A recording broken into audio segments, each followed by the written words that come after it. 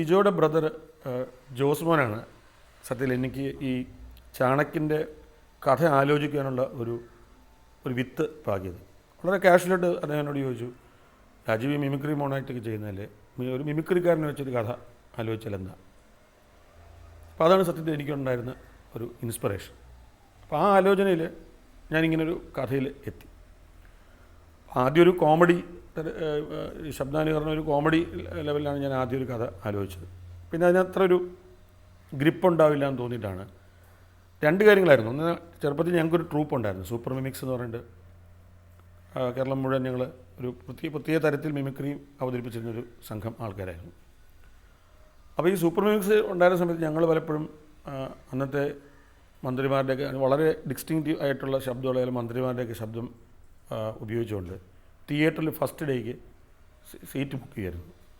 കാര്യം തിയേറ്ററിൽ തന്നെ ഒരു രൂപ ഇട്ടിട്ട് മണിസാറിൻ്റെ ഓഫീസെന്ന് പറഞ്ഞിട്ട് മണിസാർ വിളിക്കുന്നതായിട്ട് പറഞ്ഞിട്ട് 4 ടിക്കറ്റ് 5 ടിക്കറ്റ് അങ്ങനെ ചെറിയ ചെറിയ ചില്ലറ അഭ്യാസങ്ങൾ ഈ ശബ്ദം അനുകരിച്ചിട്ട് ചെയ്യുമായിരുന്നു. ഈ പണ്ട് കലാഭവനിലെ ആബേലച്ചനെ ഇതുപോലെ നമ്മൾ ശബ്ദം ഇമിറ്റേറ്റ് ചെയ്തിട്ട് അവരുടെ ഈ സിദ്ദിഖ് ലാലിൻ്റെയൊക്കെ മിമിക്സ് പരേഡ് ഉണ്ടായിരുന്നു അവർക്ക്. അപ്പോൾ ഞങ്ങൾ അതേ സമയത്ത് കോണ്ടംപററിയാണ്. അപ്പോൾ മിമിക്സ് പരേഡ് ബുക്ക് ചെയ്യാനായിട്ട് ഞങ്ങൾ യൂണിവേഴ്സിറ്റി കോളേജിലെ പ്രിൻസിപ്പലാണെന്ന് നമ്മൾ തന്നെ വിളിച്ചിട്ട് റേറ്റ് ഉറപ്പിക്കുക, അങ്ങനെ ഈ ശബ്ദം അനുകരിക്കുക എന്നുള്ളൊരു പരിപാടി ചില ചില്ലറ അഭ്യാസങ്ങൾ നമ്മൾ ചെയ്യുമായിരുന്നു. അപ്പോൾ ഈ സാധനം ഇങ്ങനെ മനസ്സിൽ ഉണ്ടായിരുന്നു. പിന്നെ എൻ്റെ ഓർമ്മയിലേക്ക് പെട്ടെന്ന് വന്നത് പണ്ട് ഇന്ദിരാഗാന്ധിയുടെ ശബ്ദം അനുകരിച്ചൊരു ബാങ്കിൽ നിന്ന് മോഷണം നടന്നതായിട്ട്, അത് വളരെ പ്രസിദ്ധമായിട്ടൊരു കേസാണ്. ഇത്തരം കാര്യങ്ങൾ മനസ്സിൽ വന്നുകൊണ്ടാണ് ഇങ്ങനെ ഒരു റെസ്പോൺസിബിളായിട്ട് ഒരാളുടെ ശബ്ദം ഇമിറ്റേറ്റ് ചെയ്താൽ ഒരു മാനിപ്പുലേറ്റ് ചെയ്യാൻ പറ്റുമല്ലോ, പല സാഹചര്യങ്ങളും തോന്നിയിട്ടാണ് ഇങ്ങനെ ഈ ചാണക്യൻ എന്ന് പറഞ്ഞ സബ്ജക്റ്റിലേക്ക് വരുന്നത്.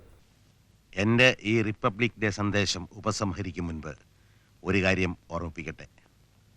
ഈ ദിനത്തിൻ്റെ സാധൂകരണത്തിന് വർഷങ്ങളും വ്യാഴവട്ടങ്ങളും യത്നിച്ച, വിയർപ്പൊഴുക്കിയ, രക്തസാക്ഷിത്വം വരിച്ച രാഷ്ട്രശില്പികൾക്ക് സ്മരണകളിലൂടെയെങ്കിലും അഞ്ജലികൾ അർപ്പിക്കുവാൻ നാം മറക്കാതിരിക്കുക.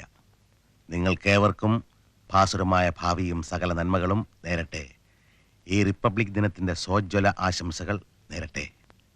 ജയ് ഹിന്ദ്. എൻ്റെ ഈ റിപ്പബ്ലിക് ഡേ സന്ദേശം ഉപസംഹരിക്കും മുൻപ് ഒരു കാര്യം ഓർമ്മിപ്പിക്കട്ടെ. ഈ ദിനത്തിൻ്റെ സാധൂകരണ വർഷങ്ങളും വ്യാഴവട്ടങ്ങളും യത്നിച്ച, വിയർപ്പൊഴുക്കിയ, രക്തസാക്ഷിത്വം വരിച്ച രാഷ്ട്രശില്പികൾക്ക് സ്മരണകളിലൂടെയെങ്കിലും അഞ്ജലികൾ അർപ്പിക്കുവാൻ നാം മറക്കാതിരിക്കുക. നിങ്ങൾക്കേവർക്കും ഭാസുരമായ ഭാവിയും സകല നന്മകളും നേരട്ടെ. ഈ റിപ്പബ്ലിക് ദിനത്തിൻ്റെ സോജ്വല ആശംസകൾ നേരട്ടെ. ജയ് ഹിന്ദ്. അപ്പോൾ ഈ കഥ പറയുമ്പോൾ തന്നെ ജിജോയും ജോസും പപ്പയും എല്ലാവരും, നവോദയയിലുള്ള എല്ലാവരും വളരെ എക്സൈറ്റഡ് ആയിരുന്നു.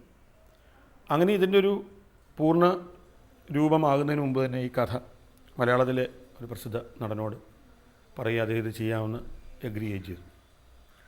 സ്ക്രിപ്റ്റിംഗ് എല്ലാം കഴിഞ്ഞ് വളരെ അൺഫോർച്ചുനേറ്റായിട്ട് അദ്ദേഹം ഈ പ്രോജക്റ്റിൽ നിന്ന് മാറുകയാണ് ഉണ്ടായത്. അങ്ങനെ വീണ്ടും ഈ പ്രോജക്റ്റ് നടക്കാത്ത ഒരവസ്ഥയിലേക്ക് കാര്യങ്ങൾ മുന്നോട്ട് പോകുമ്പോഴാണ് ഇനി എന്ത് എന്നുള്ളതായിരുന്നു. സ്ക്രിപ്റ്റിൽ എനിക്കൊരു കോൺഫിഡൻസ് ഉണ്ടായിരുന്നു, നവോദയയ്ക്ക് കോൺഫിഡൻസ് ഉണ്ടായിരുന്നു, പിന്നെ എങ്ങനെ മുന്നോട്ട് പോകാമെന്നുള്ള ആലോചനയായിരുന്നു. അപ്പോഴാണ് ഈ അപൂർവ സ്വരങ്ങൾ എന്ന പടത്തിൻ്റെ വർക്ക് എറണാകുളത്ത് നടക്കുന്നതായിട്ട്, തുടങ്ങാൻ പോകുന്നതായിട്ട് ഞാൻ അറിഞ്ഞു. കമലഹാസൻ വരുന്നു. അപ്പോൾ കമലഹാസനും നവോദയമായിട്ട് പണ്ടൊരു കമ്മിറ്റ്മെൻ്റ് ഉണ്ടായിരുന്നു, പക്ഷെ ആ പ്രോജക്റ്റും നടക്കാതെ പോയതാണ്. അപ്പോൾ കമലഹാസൻ വരുന്നല്ലോ എന്ന് വെച്ചിട്ട് ഞാൻ പെട്ടെന്ന് ഉണ്ടായിരുന്ന സ്ക്രിപ്റ്റിൽ പെട്ടെന്ന് കുറേ മാറ്റങ്ങൾ വരുത്തി. അതായത് ഈ മ്യൂസിക് ഉണ്ടാക്കി, അതിനകത്തൊരു ലവ് സ്റ്റോറി കുറേ കൂടെ ഇലാബറേറ്റ് ആക്കി. കമലഹാസൻ എന്നുള്ളൊരു ആക്ടറുടെ പൊട്ടൻഷ്യൽ പല തരത്തിൽ ചെയ്യാമല്ലോ എന്ന് വെച്ചിട്ട് ആ കഥയിൽ കുറേ മാറ്റങ്ങൾ വരുത്തിയിട്ട് ഫ്ലാഷ് ബാക്കെല്ലാം എൻ്റെ ഡിഫറെൻ്റ് ആയിട്ട് മാറ്റി. ഞാൻ സീലോഡ് എന്ന് പറഞ്ഞ ഹോട്ടലിൽ കമലഹാസനെ ജസ്റ്റ് ഒന്ന് കണ്ടു. അതിനുശേഷം ഇദ്ദേഹത്തിന് മദ്രാസിൽ കഥ പറയാനായിട്ട് ചെല്ലാൻ പറഞ്ഞു.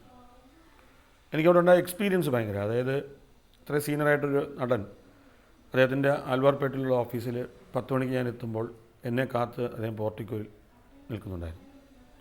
അവിടെ ഇറങ്ങി എനിക്ക് ഷെയ്ക്ക് ഹാൻഡ് തരുന്നു, നമുക്ക് മുകളിലോട്ടിരിക്കാം. അപ്പോൾ മുകളിലോട്ട് സ്റ്റെപ്പ് കയറുമ്പോൾ പുള്ളി ഓഫീസിൽ പറഞ്ഞു, എത്ര സമയം എടുക്കുമായിരിക്കും രാജീവ് ചോദിച്ചു വായിക്കാൻ. ഞാൻ ഒരു 2.5 മണിക്കൂർ.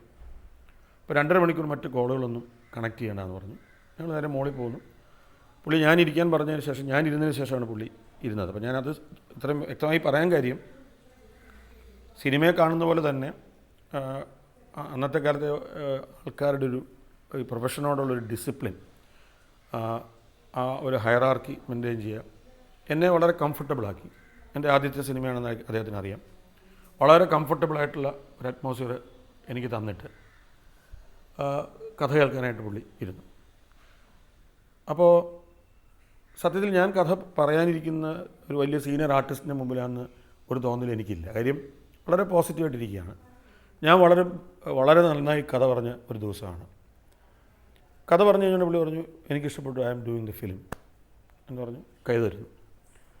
അപ്പോൾ ഞാൻ പറഞ്ഞു ഇങ്ങനെ എനിക്കൊരു ചെറിയ റിക്വസ്റ്റ് ഉണ്ട്, ഇതെൻ്റെ ആദ്യ പടമാണ്, അപ്പോൾ താങ്കൾ സീനിയർ ആക്ടറാണ്, അപ്പം പൊതുവെ ഒരു ഇൻ്റർഫിയറൻസ് ഒന്നും ഉണ്ടാവില്ലല്ലോ, ഇതെൻ്റെ പേഴ്സണലായിട്ടൊരു സിനിമയാണ്. അപ്പോൾ പുള്ളി ചിരിച്ചുകൊണ്ട് പറഞ്ഞു നല്ല ചോദ്യമാണ് രാജു ചോദിച്ചത്, ഞാനെന്തിനാ ഇൻ്റർഫിയർ ചെയ്യുന്നത്? നവോദയ പോലൊരു കമ്പനിക്ക് നിങ്ങളിൽ വിശ്വാസം ഉണ്ടെങ്കിൽ അതിൻ്റെ അർത്ഥം നിങ്ങൾ ഈ ജോലിക്ക് എഫിഷ്യൻ്റ് ആണെന്നുള്ളതുകൊണ്ടല്ലേ അവർ നിങ്ങളെ വെച്ചിട്ട് ഈ പണം ചെയ്യുന്നത്. അപ്പോൾ പിന്നെ ആ വിശ്വാസമാണ് എനിക്ക് നിങ്ങളുള്ള വിശ്വാസം, അതുകൊണ്ട് ധൈര്യമായിട്ട് പൊക്കോളാൻ പറഞ്ഞു. നിസ്സംശയം ഞാൻ പറയാൻ ധൈര്യപ്പെടുക.